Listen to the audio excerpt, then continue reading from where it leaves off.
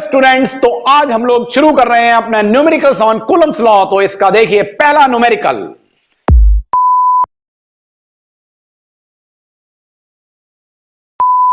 इस न्यूमेरिकल में अगर आप देखें तो क्वेश्चन में बोला गया है कि दो चार्जेस जो कि इक्वल वैल्यू के चार्जेस हैं, उनको एक सर्टेन डिस्टेंस 2 मीटर पे, ये एक चार्ज Q1 और ये Q2, दोनों की वैल्यू इक्वल है, means Q1 equal to Q2 है, Q1 is equal to Q2, और इनको एक सर्टेन डिस्टेंस 2 मीटर पे एक दूसरे से एयर या वैक्यूम में रखा गया है, और उस पे लगने वाला फोर्स, जो ये दोनों चार्जेस हैं इन पे लगने वाला फोर्स है 10 टू द पावर -4 kgf।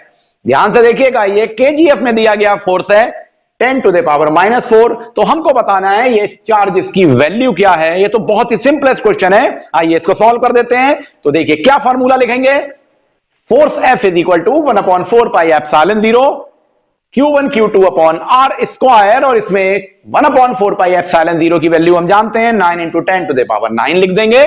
और इंपॉर्टेंट बात देखिए, यहां पे force 10 to the power -4 kgf में दिया है, और इसको कन्वर्ट करेंगे न्यूटन में, और इसके लिए हम क्या करते हैं 9.8 से मल्टीप्लाई करते हैं। तो 10 to the power -4 into 9.8 is equal to 9 into 10 to the power 9 लिख के Q1 Q2 इक्वल है तो Q स्क्वायर हो जाएगा, अपॉन R की वैल्यू लिख दी 2 मीटर का होल स्क्वायर, यानी 4 2 टू 4 आ जाएगा।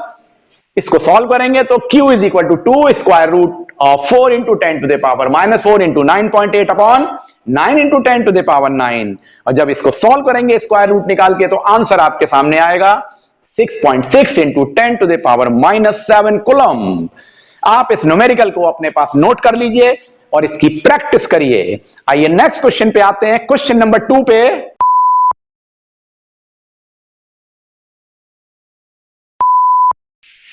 तो देखिए क्वेश्चन नंबर 2 में गिवन है कि दो चार्जेस हैं, इसमें से एक पॉजिटिव चार्ज है, एक नेगेटिव चार्ज है, जिसकी वैल्यू दी हुई है, एक सर्टेन डिस्टेंस पे रखे हुए हैं इन एयर और वैक्यूम।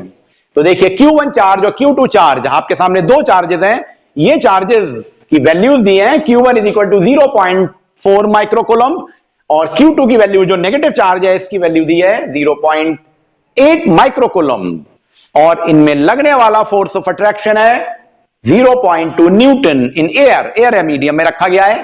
तो आपको इनके बीच का डिस्टेंस निकालना है पहले पार्ट में, और सेकंड पार्ट में बताना है कि पहले चार्ज से दूसरे चार्ज पे या दूसरे से पहले चार्ज के बीच में लगने वाला फोर्स कितना होगा। तो पहली बात आती है डिस्टेंस की। बहुत सिंपल सा काम है, लेकिन दो तीन बातों का यहां पे ध्यान रखेंगे। सबसे पहले देखिए, जब भी माइक्रोकूलम में आपको कोई क्वेश्चन में चार्ज मिलेगा तो उसको कूलम में बदलेंगे, और उसके लिए क्या करेंगे 10 टू द पावर -6 से मल्टीप्लाई करेंगे। तो माइक्रोकूलम को कूलम में बदलने के लिए आपने क्या किया 0.4 into 10 to the power -6 coulomb, और Q2 की वैल्यू निकाल ली, यहां पे है -0.8 माइक्रोकूलम को -0.8 into 10 to the power -6 coulomb. तो आपने तो पहला यूनिट कन्वर्जन ये किया, और दूसरी एक और इंपॉर्टेंट बात समझिए। सबसे पहले आप फॉर्मूला लिखेंगे F is equal to 1/4 pi epsilon 0 Q1 Q2 upon R square. आप इस फॉर्मूले को लिखने के बाद इसमें वैल्यू कौन सी रखेंगे देखिएगा, इस पे ध्यान करें। 0.2 न्यूटन फोर्स है वो लिख दिया, equal to 9 into 10 to the power 9 1/4 pi epsilon 0 की वैल्यू लिख दी। अब देखिए चार्जेस में मैं क्या क्या बोल रहा हूं। ऑफ कोर्स यहां पे पॉजिटिव और नेगेटिव चार्ज दिए थे, लेकिन फोर्स के केस में क्योंकि एक वेक्टर क्वांटिटी है, तो आप प्लस और माइनस साइन का यूज नहीं करेंगे। चार्जेस की वैल्यू आप केवल वैल्यूज के मैग्नीट्यूड को रखेंगे, डोंट पुट प्लस और minus here. Of course it is given here -0.8, ये बताने के लिए है कि ये नेगेटिव चार्ज है और ये 0.4 पॉजिटिव चार्ज है। तो आप यहां पे 0.4 लिखेंगे और यहां 0.8, डोंट राइट प्लस और माइनस, और 10 टू द पावर से -6 तो लिखना ही है, अपॉन R स्क्वायर लिख दिया। अब आप इसको बहुत आसानी से सॉल्व कर सकते हैं, अपना कैलकुलेटर उठाइए, सॉल्व कर डालिए। R is equal to 0.12 metre answer आ जाएगा। जो दूसरा क्वेश्चन था उसके हिसाब से, एज वी नो कि वेक्टर लॉ देखें, अगर हम फोर्स में कोलंबियन फोर्स, क्योंकि ये वेक्टर क्वांटिटी है, तो F12 will be equal to F21, इधर से इधर की ओर लगने वाला फोर्स ऑफ अट्रैक्शन, यानी Q1 से Q2 को लगने वाला फोर्स ऑफ अट्रैक्शन Q2 से Q1 पे लगने वाले फोर्स ऑफ अट्रैक्शन के इक्वल होगा। इसलिए दूसरे आंसर में भी 0.2 न्यूटन ही आंसर होगा, और ये अट्रैक्शन फोर्स होगा। तो इस तरह से आपका ये दूसरा न्यूमेरिकल कंप्लीट हुआ। आइए अब नेक्स्ट न्यूमेरिकल पे आते हैं, न्यूमेरिकल नंबर 3।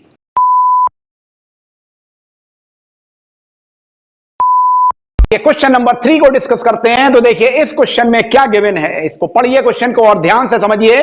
इस क्वेश्चन में गिवन है कि दो बॉल्स हैं, पिथ बॉल्स, एक बॉल है ए और दूसरी पिथ बॉल है बी। तो क्वेश्चन में कुछ इस तरह से गिवन है कि एक पिथ बॉल ए जो है उसका मास गिवन है m1, हमने मान लिया मास m1 है पिथ बॉल ए का, तो इसका मास गिवन है 8 ग्राम, इसको मीट किलोग्राम में बदल लिया, 8 into 10 to the power -3 kilogram. ये बॉल जब यहां पे है, इसके सामने, इसके वर्टिकली डाउनवर्ड नीचे एक बॉल है पिथ बॉल बी, जिसपे हमने मान लिया चार्ज है Q2 और पिथ बॉल ए पर है चार्ज Q1। यानी दोनों चार्ज बॉल हैं, बॉल ए और बॉल बी, और दोनों वर्टिकली एक दूसरे के नीचे हैं। बॉल ए के नीचे बॉल बी है और इन दोनों के बीच का डिस्टेंस दिया हुआ है 5 सेंटीमीटर, यानी कि 0.05 मीटर। यह क्वेश्चन में गिवन है। अब मास गिवन है बॉल ए का और इनके बीच का डिस्टेंस गिवन है ए और बी के बीच का, और इन पे चार्जेस Q1 और Q2 हैं। Q1 की वैल्यू दी हुई है, वो कितनी दी हुई है 5 into 10 to the power -8 coulomb charge A की वैल्यू है। तो क्वेश्चन में कहा जा रहा है कैलकुलेट करिए और बताइए कि पिथ बॉल बी पे जो चार्ज Q2 है वो कितना होगा और उसकी नेचर क्या होगी। दो चीजें बतानी है, नेचर क्या होगी और उसका मैग्नीट्यूड कितना होगा, सच दैट कि बॉल ए रिमेन स्टेशनरी, ये हिलना नहीं चाहिए अपनी जगह से, ये यहीं पर रहेगी, इसके नीचे इस पोजीशन पे बॉल है। तो कितना इसको मैग्नीट्यूड ऑफ चार्ज दिया जाए और क्या नेचर हो, ये दोनों स्टेशनरी रहें। अब देखिए लॉजिक लगाइएगा, अगर दोनों बॉल्स को जिनके चार्जेस दिए हुए हैं उनको एक जगह पे स्टेशनरी रखना है, तो जितना फोर्स ऊपर की ओर लग रहा है उतना फोर्स नीचे की ओर इन दोनों के बीच में इस तरह से फोर्सेस लगे, यानी कि जो कोलंबियन फोर्स लगेगा Q1 और Q2 के बीच में वो इस तरह का हो कि वो उसको काउंटर बैलेंस कर दे। काउंटर बैलेंस करने के लिए क्या जरूरी है कि ये बॉल स्टेशनरी रखनी है हमको, तो स्टेशनरी होने के लिए जरूरी है कि इन दोनों के थ्रू, यानी Q1 और Q2 के थ्रू लगने वाला कोलंबियन फोर्स इस Q1 का जो वेट डाउनवर्ड जा रहा होगा उसको काउंटर बैलेंस कर दे, क्योंकि यहां पे फोर्स ऑफ रिपल्शन की जरूरत पड़ेगी, तभी तो ये हो पाएगा। तो देखिए फोर्स ऑफ रिपल्शन अगर लगेगा Q1 और Q2 के बीच में, तो ये एरो तो यहां से नीचे आएगा और इधर से ये एरो ऊपर जाएगा, तो फोर्स ऑफ रिपल्शन हमने मान लिया FAB, ये अपवर्ड फोर्स लगेगा। किस तरफ फोर्स लगेगा, ये अप लगेगा, अपवर्ड डायरेक्शन में। अब इसको बैलेंस करने के लिए वेट होगा नीचे को m1g, तो ये तभी पॉसिबल है फोर्स ऑफ रिपल्शन जब दोनों चार्जेस सेम नेचर के हों, यानी ए और बी दोनों को सेम चार्ज दिया जाए, या तो दोनों को नेगेटिव चार्ज दे दीजिए या पॉजिटिव चार्ज दे दिए। चलिए हमने मान लिया ये पॉजिटिव चार्ज है। क्यों भाई पॉजिटिव माना, क्योंकि पहले से गिवन है ये प्लस में वैल्यू, तो Q1 पे अगर पॉजिटिव चार्ज है तो यहां पर भी पॉजिटिव चार्ज ही होगा, यानी सेम नेचर होना चाहिए। ये क्लियर हो गया। इसी से फोर्स ऑफ रिपल्शन क्रिएट होगा। और रिपल्शन क्यों जरूरी है, रिपल्शन इसलिए जरूरी है कि ये फोर्स अपवर्ड होगा, तभी तो इसको ये बैलेंस करेगा वेट नीचे को। मान लीजिए आप ये कहते हैं नहीं सर हम तो नेगेटिव चार्ज देंगे, तो क्या होता है ये फोर्स अंदर को लगते, कोलंबियन फोर्स अंदर को लगते, तो ये FAB भी नीचे को आ जाता, या इधर से ये ऊपर को जाता, और यहां पर ये M1g भी नीचे को आता। तो अगर A पर लगने वाला फोर्स ऑफ अट्रैक्शन होता तो वो भी डाउन होता और वेट भी तो ये नीचे को गिर जाता, पर ऐसा तो नहीं होगा। ये तभी पॉसिबल है जब ये फोर्स अपवर्ड हो और वेट M1g नीचे को हो। तो बस इतना सा काम करना है। आइए अब क्वेश्चन को सॉल्व कर देते हैं। तो देखिए, to keep the ball a stationary what we do, charge Q1 and Q2 must be of the same nature, then FAB will be acted upward, ये अपवर्ड एक्ट करेगा, तो FAB is equal to M1g लिख दिया। उसके बाद 1/4 pi epsilon 0 Q1 Q2 upon AB square, AB distance लेंगे इनके बीच का, क्योंकि यहां पे कोलंबियन फोर्स निकालना है इन दोनों के बीच में, इज इक्वल टू M1g, आपने weight of the pith ball A लिख दिया। तो देखिए हमने यहां पर इनकी वैल्यूज को रख दिया, तो फॉर्मूला जो हमारे सामने था 1/4 pi epsilon 0 Q1 Q2 upon AB square is equal to M1g, इसमें हमने वैल्यूज रख दी।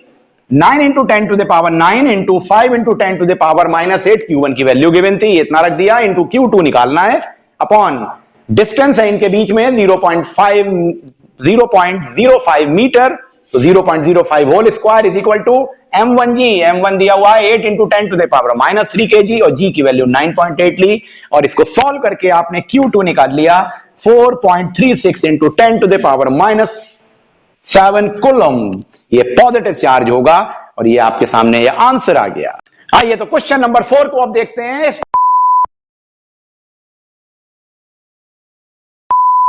क्वेश्चन को पढ़ें तो आप देखेंगे इस क्वेश्चन में 3 पार्ट्स दिए हैं, 3 पार्ट्स को सॉल्व करने हैं। क्वेश्चन कुछ इस तरह से है कि 2 चार्जेस हैं Q1 और Q2, दोनों की वैल्यू इक्वल है, दोनों का वैल्यू इक्वल है और उनको एयर में रखा गया है। तो चार्जेस हैं A और B, ये कॉपर की बॉल्स हैं जिन पे चार्ज दिया गया है, 2 स्फेरिकल सर्फेसेस हैं, Q1 और Q2 इन पे चार्जेस हैं और दोनों इक्वल वैल्यू के हैं और इनकी वैल्यू दी है 6.5 into 10 to the power -7 coulomb और ये they are separated by a distance of 50 centimetre यानी कि 0.5 मीटर।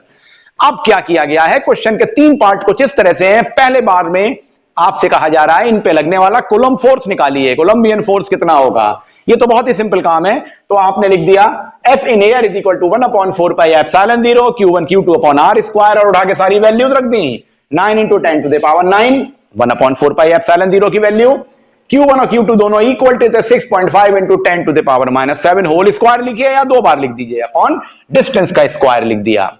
इसको सॉल्व करके आंसर आ गया 1.52 into 10 to the power -2 newton. अब क्या है, क्वेश्चन में सेकंड पार्ट में बोला गया है कि अगर हम इन चार्जेस, जो ये वैल्यूज है चार्जेस की, इनकी डबल अमाउंट कर दें, यानी कि जो ये क्वांटिटी दी थी इसको डबल कर दें, 2 कर दें, तो क्या होगा। दूसरी बात, एट द सेम टाइम जो उनके बीच का डिस्टेंस है उसको आधा कर दें, 0.5/2 कर दें, तो क्या होगा। देखिए क्या होगा कि हम चार्जेस को तो डबल कर देंगे, तो Q1 Q2 दोनों इक्वल हैं, तो 2 into 6.5 into 10 to the power -7 और डबल हो गया चार्ज हर एक का, और डिस्टेंस कितना हो गया 0.5/2 यानी क्या 0.25 मीटर। और फिर से फोर्स निकालिए, तो फिर से वही फॉर्मूला लिखा 1/4 pi epsilon 0 Q1 Q2 upon R square, तो वैल्यू लिख दी 9 इंटू 10 टू द पावर 9 और देखिए ध्यान से डबल कर दिया charge, 2 into 6.5 into 10 to the power -7 whole square upon distance जो है वो आधा करके लिख दिया 0.25 मीटर। और सॉल्व करेंगे तो देखेंगे आप इसके सामने यहां पर ये फोर्स आ जाएगा 0.2434 न्यूटन। अब इसका एक और थर्ड पार्ट बचा जिसमें बोला गया है अगर इन दोनों चार्जेस को उठा के किसी डाइलेक्ट्रिक मीडियम में रख दें जिसका डाइलेक्ट्रिक कांस्टेंट 80 दिया हुआ है, तो कैसे सॉल्व करेंगे। तो आइए देखते हैं उसको। देखिए अब इन चार्जेस को वाटर में रख दिया गया, जो यहां डाइलेक्ट्रिक मीडियम था वो था वाटर, उस मीडियम में रखने पे जो इसका डाइलेक्ट्रिक कांस्टेंट है वो 80 दिया हुआ है, तो क्या होगा। और बड़ी इंटरेस्टिंग बात है, इसको सॉल्व करने का एक शॉर्टकट देखेंगे, शॉर्ट तरीका देखेंगे, बजाय इसके कि आप बार बार कैलकुलेशंस करते हैं। तो देखिए सिमिलर चार्जेस थे Q1 Q2 6.5 into 10 to the power -7 coulomb जो पहले पार्ट में थे, और डिस्टेंस भी वही था 50 सेंटीमीटर है 0.5 सेंटीमीटर। अब इनको हमने वाटर में रखा जिसका K 80 था, तो अब फॉर्मूला कौन सा यूज करेंगे, अब दूसरा फॉर्मूला यूज करेंगे, KWK water is equal to 1/4 pi epsilon 0 K, ये यूज करेंगे, Q1 Q2 upon R square. अब देखिए आप लोग आमतौर से गलती ये करते हैं कि इसमें वैल्यूज रखना शुरू कर देते हैं फिर से, और फिर घंटा भर सॉल्व करते रहते हैं। नहीं, बिल्कुल ऐसा मत करिए, पहला पार्ट तो निकाल चुके हैं, तो जरा इसको सेपरेट करिए। तो देखिए मैंने क्या लिख दिया, 1/4 pi epsilon 0 Q1 Q2 upon R square into 1/K, भाई लिख सकते हैं इस तरह से, पर इससे बहुत आसान हो गया। ये पार्ट तो आप पहले ही कैलकुलेट कर चुके हैं पहले पार्ट में, जब एयर में हमने निकाला था तो कितना निकाला था 1.521 into 10 to the power -2 newton force निकाला था, इंटू 1/K यानी कि अपॉन 80 कर दिया।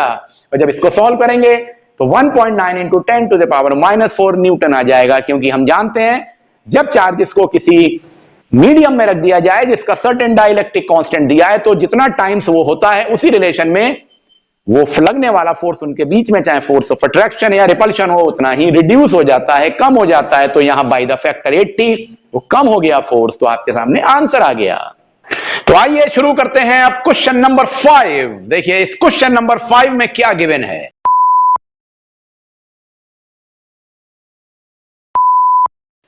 इस क्वेश्चन में गिवन है कि एक इक्विलेटरल ट्रायंगुलर पोजीशन पे, यानी कि किस पोजीशन पे, इक्विलेटरल ट्रायंगल की पोजीशंस पे, उसके 3 वर्टिसेस पे 3 चार्जेस रखे हुए हैं, 3 चार्जेस रखे हुए हैं। पॉइंट ए बी सी पे एक ट्रायंगल बना हुआ है जो इक्विलेटरल ट्रायंगल है, उसके 3 वर्टिसेस पे चार्जेस रखे हुए हैं। ए पॉइंट पर जो चार्ज है वो +2 माइक्रोकूलम का है, पॉइंट बी पर जो चार्ज है वो -3 माइक्रोकूलम का है, और पॉइंट सी पर जो चार्ज है वो भी -3 माइक्रोकूलम का है। अब हमने क्या किया कि इसको नाम दे दिया, यहां पे जो चार्ज है QA, पॉइंट बी पे जो चार्ज है उसको नाम दे दिया QB, और पॉइंट सी पे जो चार्ज है उसको नाम दे दिया QC। अब देखिए क्वेश्चन में बोला गया है ये जो इक्विलेटरल ट्राइंगल है इसकी साइड्स हैं 20 सेंटीमीटर, मींस ये 20 है।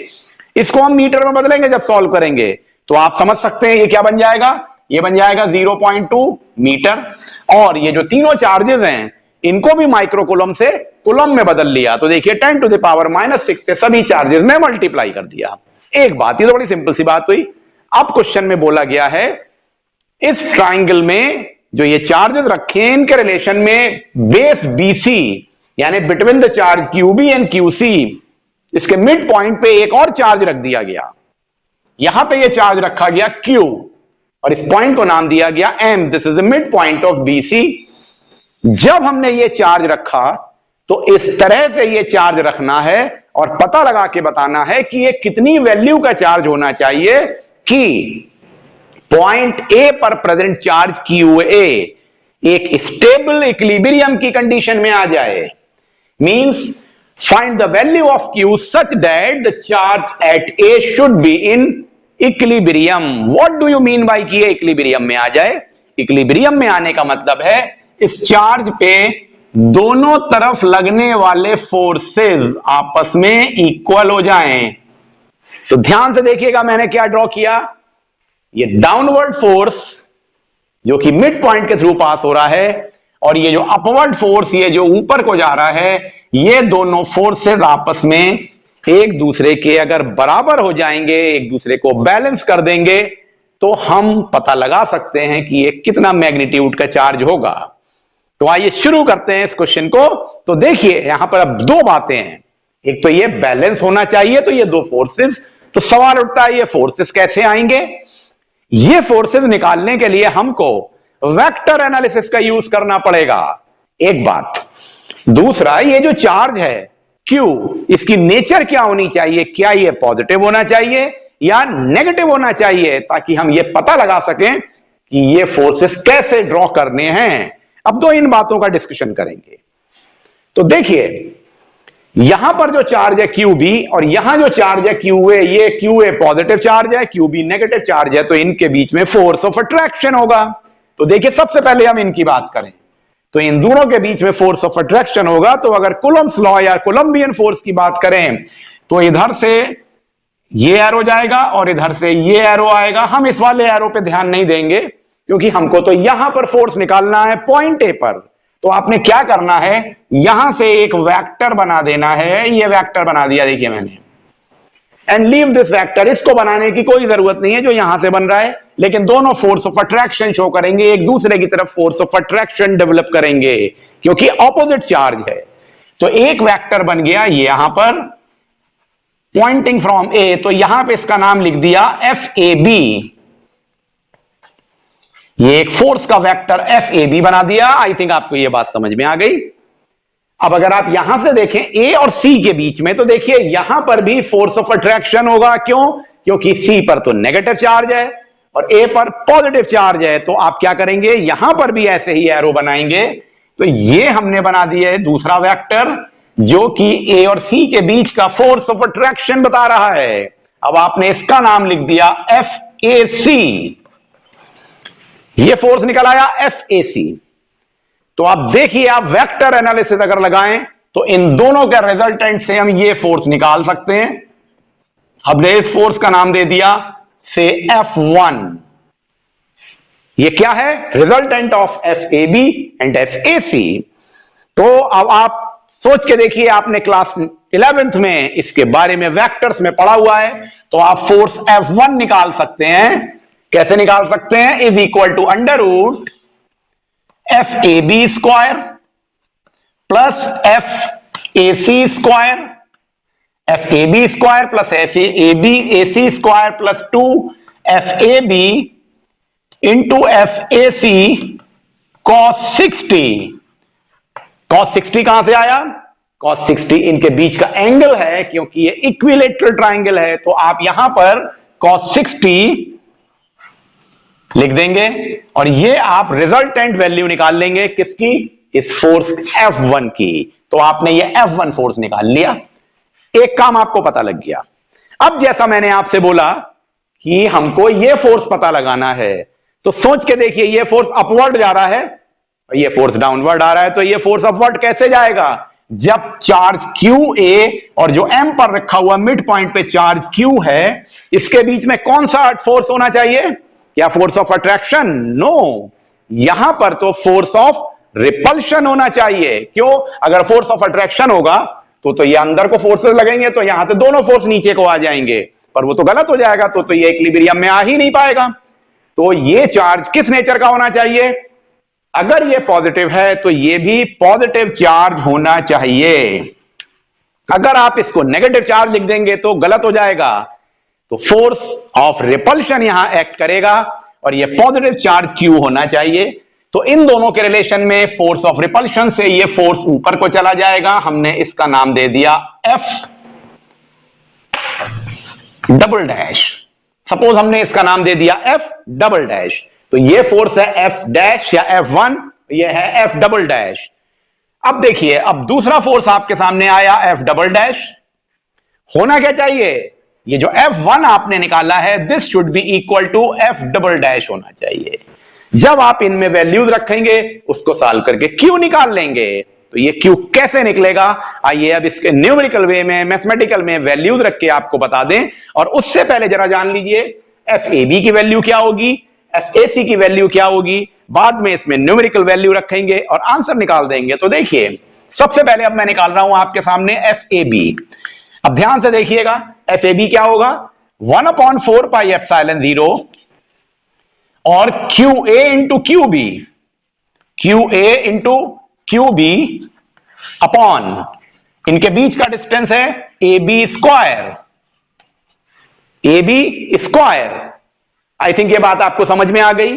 QA की और QB की वैल्यू आपको पता है, 2 into 10 to the power -6 QA, -3 into 10 to the power -6 QB, और इनके बीच का डिस्टेंस कितना लेंगे? 0.2 होल स्क्वायर। तो आप FAB निकाल लेंगे। सिमिलरली अगर आप FAC निकालना चाहें तो FAC कैसे निकालेंगे? देखिए, 1/4 पाई एप्सिलॉन 0।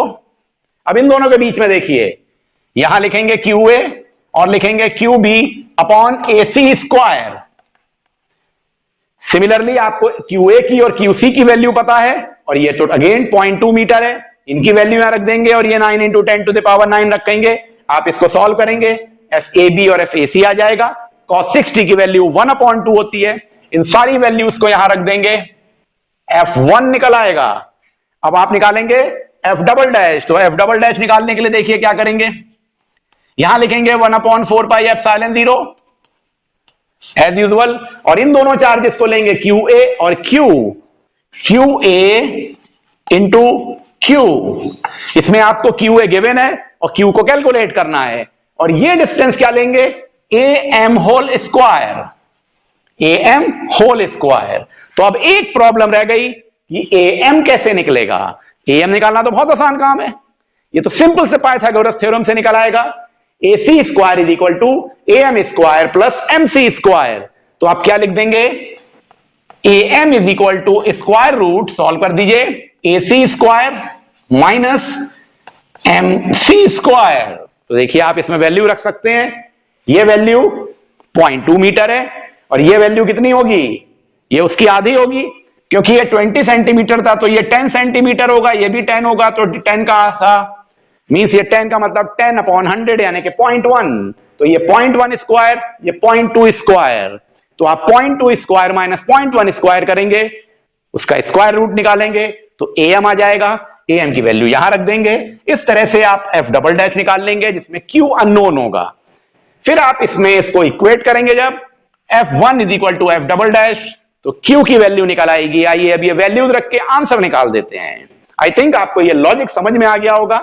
ये वेक्टर एनालिसिस के थ्रू ही आपको कूलम्ब्स लॉ के प्रॉब्लम्स को सॉल्व करना होगा। आइए इसको सॉल्व कर दें। तो देखिए, जब हम इसको सॉल्व करना शुरू करेंगे तो इनकी वैल्यूज को रखेंगे। तो देखिए, जैसा अभी आपको एक्सप्लेन किया था, FAB is equal to 1/4 pi epsilon 0 QA QB upon AB square.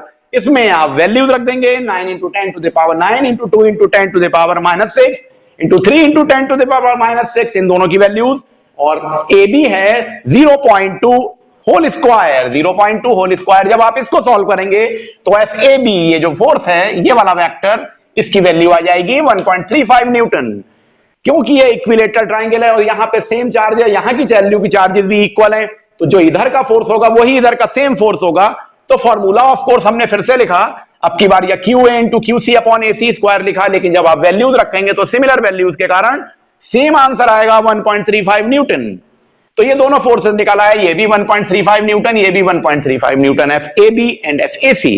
अब आप इसका रिजल्टेंट F1 निकाल देंगे, तो under root F A B square plus F A C square plus 2 F A B A C cos 60, इसमें आप ये सारी वैल्यूज रखेंगे, 1.35 square plus 1.35 square plus 2 into 1.35 square into 1/2। इसको सॉल्व करके आपके सामने F1 आ जाएगा 2.34 न्यूटन। जैसा कि मैंने बोला था, अब आप इस फोर्स को F डबल डैश, जो दूसरा फोर्स लग रहा है between A and Q, Q A and Q, इसके बराबर कर देंगे, तो 2.34 is equal to 1/4 pi epsilon 0 Q A Q upon A M square. आपने ये सारी वैल्यूज रख दी, क्यू तो अननोन था, ए एम स्क्वायर की value 0.1 into under root 3 whole square, ये वैल्यू निकल आएगी यहां पर ए एम की वैल्यू। इसको सॉल्व करेंगे तो क्यू आ जाएगा 0.39 into 10 to the power -6 coulomb या 0.39 माइक्रो कूलम। इस तरह से आंसर आ जाएगा।